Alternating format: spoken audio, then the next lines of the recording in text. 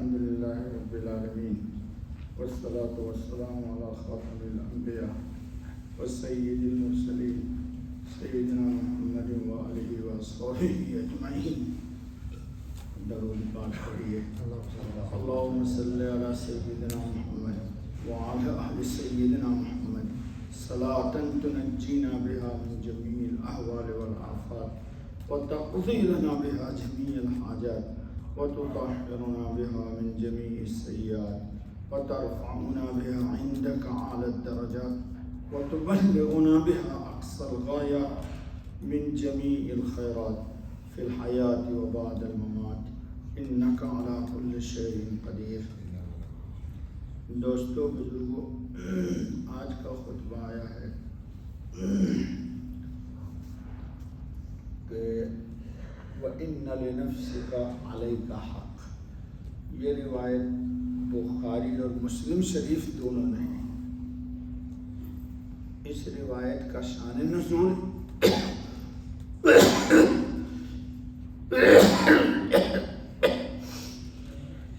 بہت ہی عجیب ہے. صحابی میں ایک بہت ہی معروف صحابی ہے حضرت عمر ابن العاص رضی اللہ تعالی عنہ. ان کے بیٹا ہیں عبداللہ. عبداللہ ابن عمر ابن العاص. حضور کے زمانے میں کئی عبداللہ تھے. یہ جتنے بھی عبداللہ حضور کے صحابی ہیں سب اعلیٰ درجے کے متقی پرہیزگار اور بہت ہی اونچے ایمان کے لوگ تھے. مختصر سنا دیتا ہوں.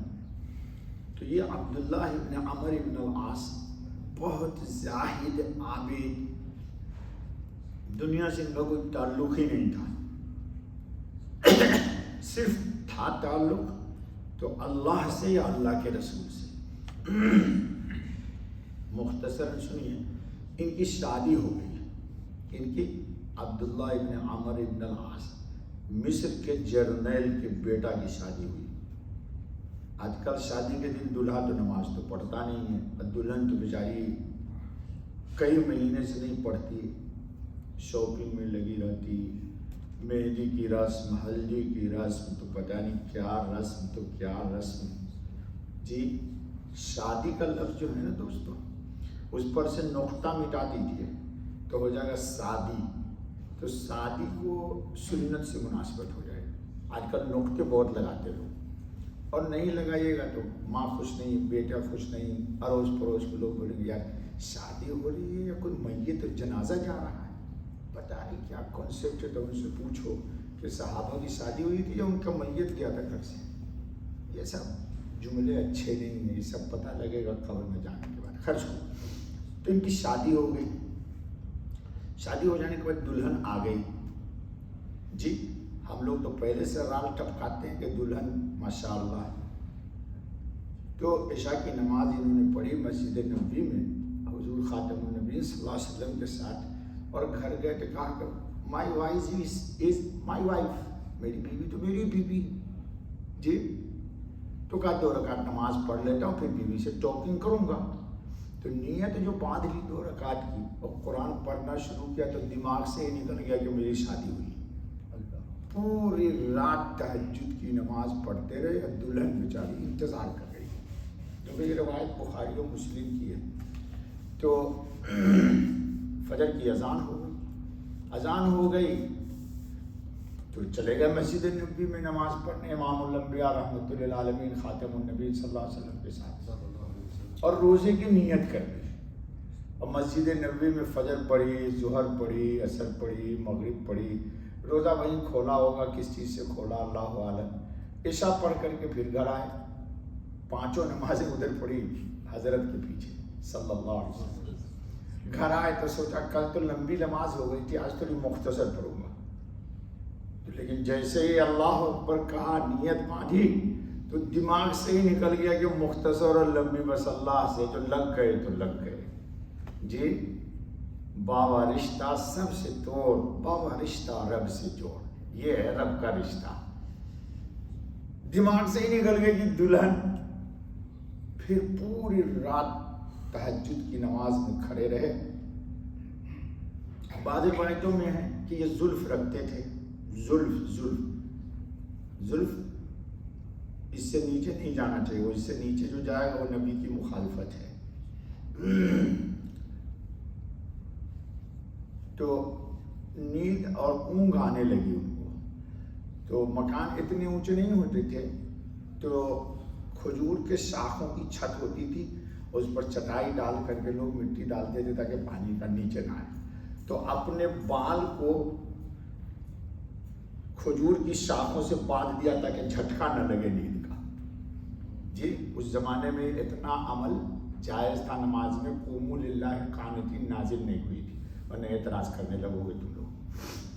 خیر، تو دوسرے دن بھی ذہن سے نکل گئی بات کہ دلہن میرے انتظار میں.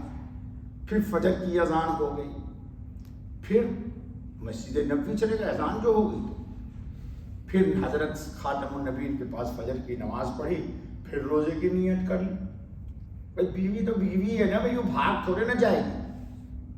آج کی ہوتی تو بھاگ ہی جاتی تھی، بولتی تھی نو انٹرسٹڈ، ٹھیک ہے، پتہ نہیں کیا کیا کرتی. خیر دوسرے دن بھی گزار دی اسی طرح. پھر عشاء پڑھ کر کے آئے تو سوچا آج بہت ہلکی نماز پڑھوں گا.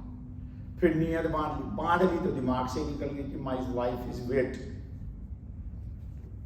تو 3 رات اس طرح مسلسل عبادت میں تہجد میں گزارا انہوں نے. اور صبح کو مسجد نبوی میں چلے گئے. جب 3 رات ہو گئی تو حضرت عمر بن العاص رضی اللہ تعالیٰ عنہ کی بیوی یعنی ان کی ماں نے سوچا کہ دلہن غسل بھی نہیں کر رہی ہے، بیٹا بھی غسل نہیں کر رہا ہے، دیکھتا ہوں دن بھر ادا پڑا رہتا ہے، روزے رکھتا ہے، تو چکر کیا ہے آخر. تو دلہن سے پوچھا، بہو سے پوچھا کہ کیف وجدتہ، تو نے میرے بیٹا کو کیسا پایا عبداللہ کو. واہ رے بیوی، آج کی بیوی ہوتی نا تو پتہ نہیں کوٹھی میں چلی جاتی. یہ تو نامرد ہے جی، مرد وہ تھے. اسی لیے قرآن نے کیا کہا ہے، رجال کی تعریف وہ نہیں کیا کہ جو بچہ پیدا کر دے. رجال لا تلہیہم تجارت ولا بیع عن ذکر اللہ وإقام الصلاة وإيتاء الزکاة یخافون یوما تتقلب فیہ القلوب والابصار لیجزیہم اللہ احسن ما عملوا ویزیدہم من فضلہ واللہ یرزق من یشاء بغیر حساب. اب اس کی تفسیر میں نہیں کروں گا، لمبا لگ جائے گا وقت. رجال ان کو کہا ہے کہ جن کو ذکر، نماز کی، زکوٰۃ کی اور اللہ کے قیامت کے دن سے ڈرتے ہیں، وہ ہیں مرد. وہ مرد نہیں ہے جو سلوار خراب کر دے. تم تو اسی کو مرد کہتے ہو. میں نے ایک دن قصہ سنایا تھا آپ لوگوں کو. حضرت خواجہ جنید بغدادی نے اپنی خانقاہ میں اعلان کر دیا کہ جتنے بالغ ہیں وہ یہاں ٹھہر جائیں اور جتنے نابالغ ہیں سب نکل جائیں. تو بالغ کا لوگوں نے مطلب سمجھا جس کی سلوار خراب ہو جاتی ہے وہ بالغ ہے. تو جتنے ان کے خلفاء تھے خدا تک، اللہ تک پہنچے ہوئے لوگ سب خانقاہ سے نکل گئے. اور جتنے جنہوں نے سمجھا تھا کہ سلوار خراب کرنا بالغ ہونے کی دلیل، وہ سب بیٹھے رہے. تو حضرت نے کہا یار بڑی افسوس کی بات ہے، جتنے بالغ تھے وہ تو نکل گئے، یعنی جو اللہ تک پہنچے تھے وہ نکل گئے، اور جتنے نابالغ ہیں وہ سب بیٹھے رہ گئے. تو اب لوگوں نے، آپ لوگوں بھی بالغ کا یہ نہ سمجھتے ہو کہ رات میں سلوار خراب ہو جائے تو کتا بھی بالغ ہو جاتا ہے. نہیں، بالغ وہ ہے جو بلغ الی اللہ، اللہ تک پہنچ گیا ہو، وہ ہے بالغ. قرآن نے اسی کی تعریف کی ہے، رجال. اچھا بھائی چلو، مجھے جذبات میں مت لاؤ. 3 دن ہو گئے تو دلہن نے، بہو نے اپنی ساس کو بڑا پیارا جملہ جواب دیا، وجدتہ قواما وصواما. کہا امی میں بڑی خوش نصیب ہوں. کیوں؟ میرا شوہر وہ ہے کہ رات بھر اللہ کے سامنے کھڑا رہتا ہے. الذین یبیتون لربہم سجدا وقیاما. سورہ فرقان میں ہے کہ مومن کی صفت یہ ہے کہ پوری رات اللہ کے سامنے کبھی سجدے میں رہتا ہے کبھی کھڑا رہتا ہے. یہ قرآن کی آیت ہے بابا. والذین یبیتون لربہم سجدا وقیاما. والذین یقولون ربنا اصرف عنا عذاب جہنم ان عذابها کان غراما. افسوس کہ میری صحت نہیں رہی ورنہ میں قرآن موج سے پڑھتا تھا نماز. خیر چلو, اللہ صحت دے دے مجھے, برکت والی زندگی دے دے. اچھا دوستو, تو اماں سمجھ گئی اشارہ, اماں سمجھ گئی, وہ بھی تو صحابیاں ہیں, جرنیل کی بیوی ہے, ایسی ہمہ شبہ ہے. تو انہوں نے حضرت عمر بن العاص سے کہا کہ بہو 3 دن سے اس حال میں ہے اور ابھی دلہن کو تو سلام بھی نہیں کیا میرے بیٹا نے, گھونگھٹ اٹھا کے کون دیکھتا ہے. آج کی دلہن ہوتی تو بولتی پتہ نہیں 50 گرام تو میرا لپسٹک خراب ہو گیا, کہتی نہیں کہتی, ارے سارا میک اپ میرا برباد ہو گیا 3 دن سے یار. آج کل تو میک اپ کرانے جاتی ہیں 50 ہزار دے کے, دلہن کو رات میں 50,000 روپے خرچ کر کے میک اپ کرتی ہیں 1 گھنٹہ کے لیے. اس کو کوئی فائدہ, 50,000 صدقہ کر دو یارو. لیکن مانتی نہیں کسی کی بیٹی, داڑھی والے کی بھی بیٹی نہیں مانتی بیٹا, اتنا حالات خراب ہو چکا ہے. خیر, انہوں نے جا کر کے عمر بن العاص نے رسول اللہ خاتم النبیین سے کہا کہ 3 دن ہو گئے بچے کی شادی کو اور